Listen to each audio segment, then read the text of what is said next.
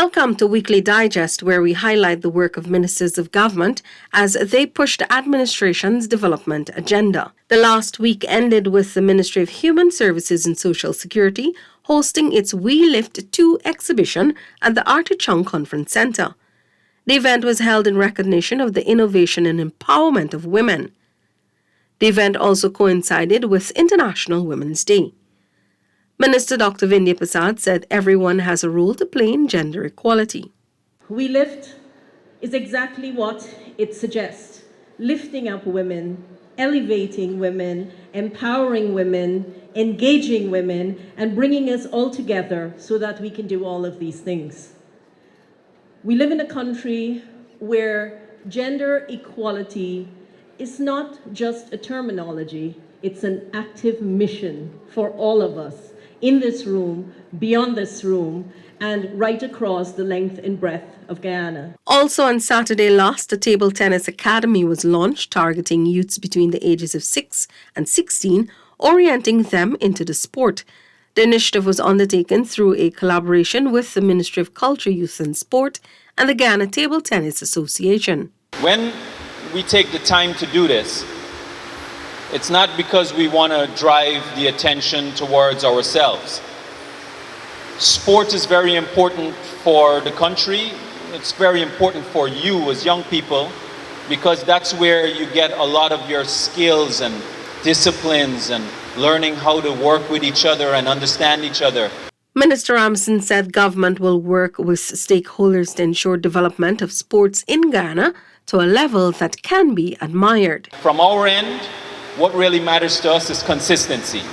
Seeing that the space that's being allocated, the time that's being allocated, that it's being used at all times or at all possible times.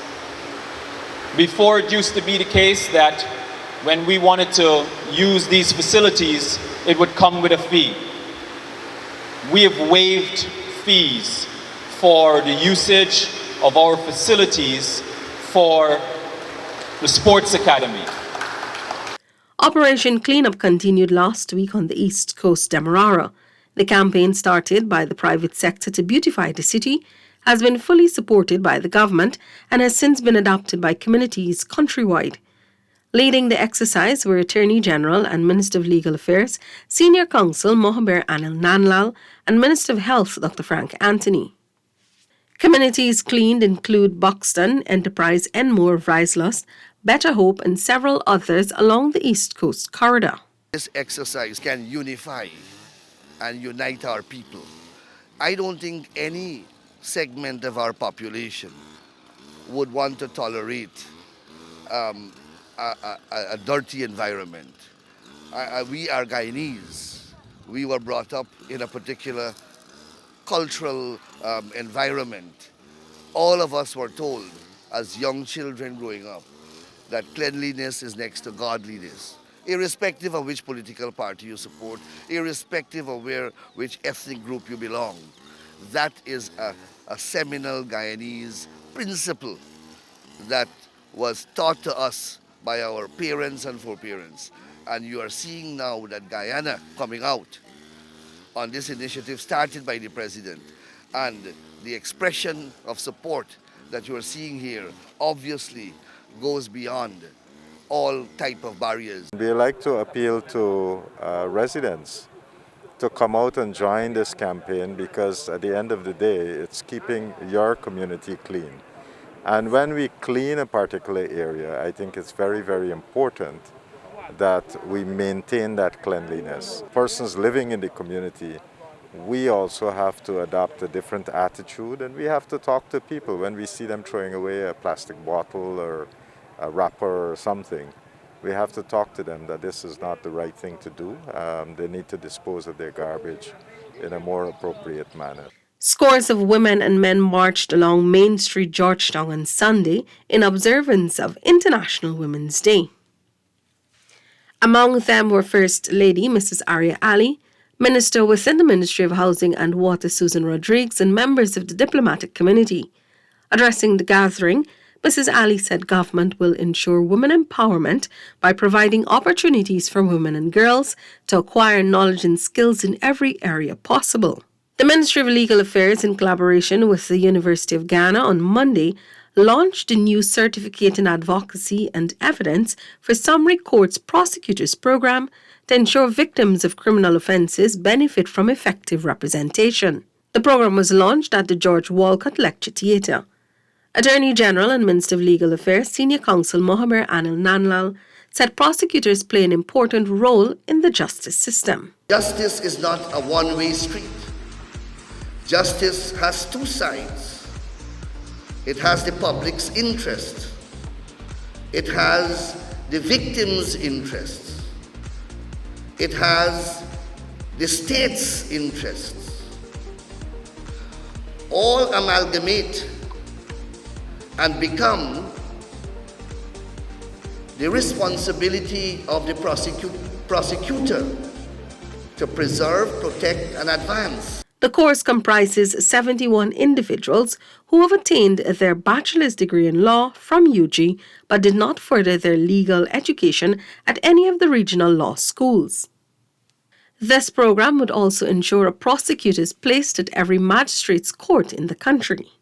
22 secondary school students will be selected to participate in the second Ghana Youth Leadership Development Competition. This follows the signing of a Memorandum of Understanding on Monday between the Ministry of Education and the Embassy of the People's Republic of China in Guyana. Education Minister Dr. Priya Manichan noted that it will assist the ministry in achieving its goals of creating well-rounded individuals capable of contributing to Ghana's development. We have committed to making sure everybody has equal access to the program, and so that there are no pockets where people couldn't access it because we didn't get it to them. And this helps us this year also to refocus post-recovery. We believe anything that contributes to making our students more whole and more conscious of being rounded with academics as well as extracurricular and life skills would be a useful enterprise. Close to 2,000 residents in Region 9 are now benefiting from first-time access to potable water following the commissioning of 4 new wells in communities in the North and South Rupununi at a total cost of over $100 million. The wells were officially handed over to the communities of Arnaputa, Wawetta, Ruperti and Shulanab by Senior Minister in the Office of the President with responsibility for finance, Dr. Ashni Singh, and Minister of Housing and Water, Colin Crowell. This oneness is not only an emotional concept revolving around unity. One Guyana is also a concept that is committed to ensuring that development, economic and social development, is delivered to each and every community and each and every Guyanese life. Minister Crowell announced that this year a total of 5 wells will be drilled in Region 9 through GWI at a cost of $450 million. Another well will be drilled in the region by the Regional Administration in Sand Creek and another by BNTF in Surama. Already, from let's say about 19 months into office, so the period for which we are now, in region number 9, we have already completed 8 new wells with distribution systems. In the hinterland itself, the intervention by this PPPC government has seen expenditure to date in just over a year and a half to close to $1 billion in intervention for new systems for expanded distribution of water across the hinterland regions. The Ministry of Health, in collaboration with PAHO WHO, has launched a workshop to address neglected infectious diseases in Guyana. Minister of Health, Dr. Frank Anthony, said the 2-day workshop, which began earlier in the week, will focus on crafting guidelines that will see 5 of these diseases being eliminated by 2030. We have had a plan in the past, and we have been working that plan. But now we want to make sure that not just that we work the plan, but that we ensure that we can eliminate these diseases before 2030. Government will be providing the necessary resources and financing for this initiative. Several farmers have benefited from the distribution of quality genetic piglets, which will remarkably increase swine production countrywide. The distribution was done in the compound of the Guyana Livestock Development Authority, GLDA, Monrepo on Wednesday. Guyana's pork production currently stands at about 890,000 kilograms per year. With investments being made in the subsector, Agriculture Minister Zulfikar Mustafa believes by December, productions can improve by another 400,000 kilograms. Because right now our country is moving apace in investment, and we will be challenged to produce the food for the various sectors, the other sectors in the economy. We are seeing that the oil and gas sector is taking form. We are seeing more and more people coming to this part of the world, coming to our country. Last year, government started work to construct a swine abattoir. GLDA also plans to construct a modern biosecure swine facility. Meanwhile, small-scale farmers in rural communities can now enhance production with the donation of over $6 million in farming equipment. The items were delivered on Wednesday to the Minister of Agriculture, Zulfikar Mustafa, by the Chief Executive Officer of Countryside Agri Centre. The donations include power sprayers, brush cutters, greenhouse plastic and shade nets. We will ensure that we distribute it, hand it over mostly to small groups within the country areas so that they can benefit from this generous donation you are making. Minister of Public Works Bishop Juan Edgell on Thursday said Guyana's future is bright, with immense opportunities as the country is facing unprecedented growth. As a result, the minister is urging citizens to capitalize on these opportunities. He made the call during an address at Seavon's Waste Management ISO 9001 2015 presentation ceremony. Guyana's future is unbelievably bright. Unbelievably. I don't think some of us who sit here today really have a grasp of how bright that future is. The impact of it is only realized when you travel and you are sought after by people who never even wanted to hear about Guyana. They're looking for opportunities to come. The Ministry of Health is currently verifying and reconciling its COVID-19 vaccination data for proper records keeping and management. This was disclosed by Minister of Health, Dr. Frank Anthony, during the daily COVID-19 update on Thursday. We are collecting data from a number of sites. At the peak of our vaccination program, we had probably about 120 different sites. And when the data come in and we aggregate it, sometimes they can be duplications. So we're now working that through to make sure that we don't have any duplications. So cleaning the data is a very important exercise. And while we are cleaning the data, we are also digitalizing it. Vaccine cards are required for entry into public buildings for travel and other purposes. In recent times, the authorities have seen several cases of forgery.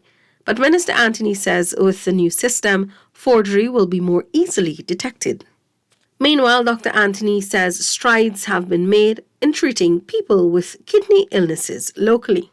One of the things in Guyana that we have been able to do over the years is to provide dialysis services.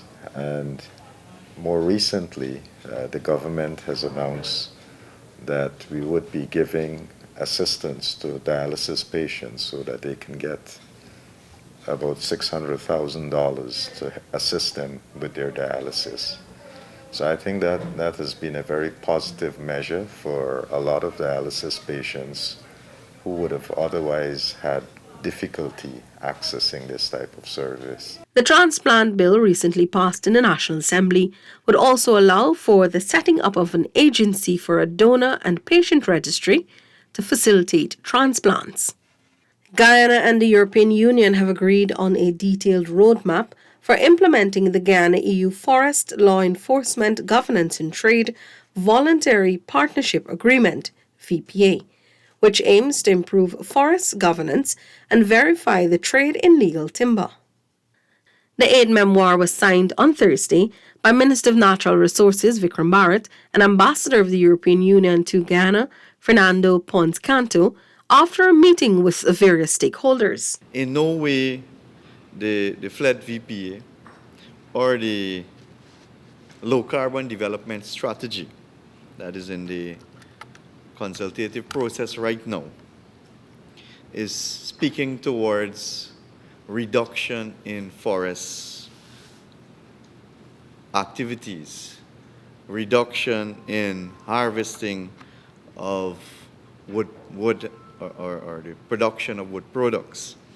What it speaks to directly is the sustainability of it, as was mentioned by Ambassador, how inclusive the process is, and also, and importantly, how legal the operation or the products are.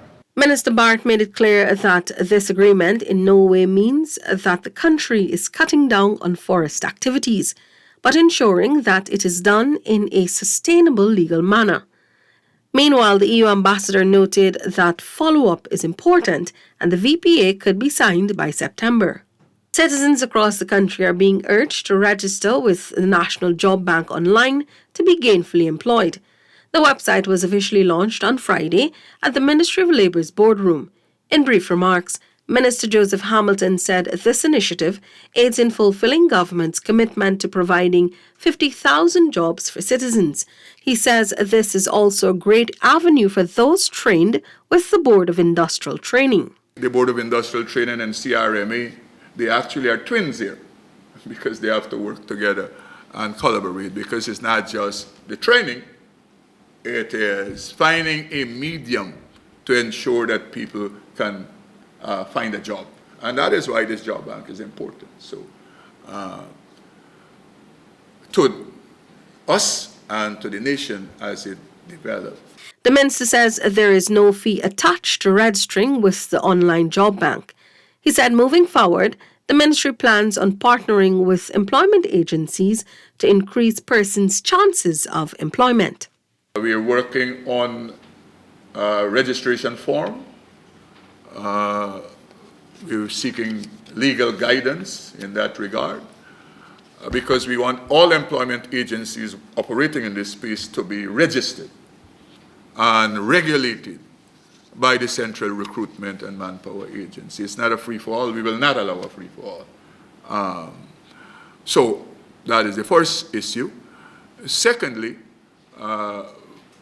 we will give latitude to the employment agencies operating in this space to utilize the job bank, but it will have to be done within a framework. On this platform, job seekers will be able to interact with a prospective employer without the intervention of a third party. Persons can log on to jobs.gov.gy and get registered. That's it for this edition of Weekly Digest. For these and other government-related information, do log on to our website, dpi.gov.gy, and our social media platforms as well. Goodbye.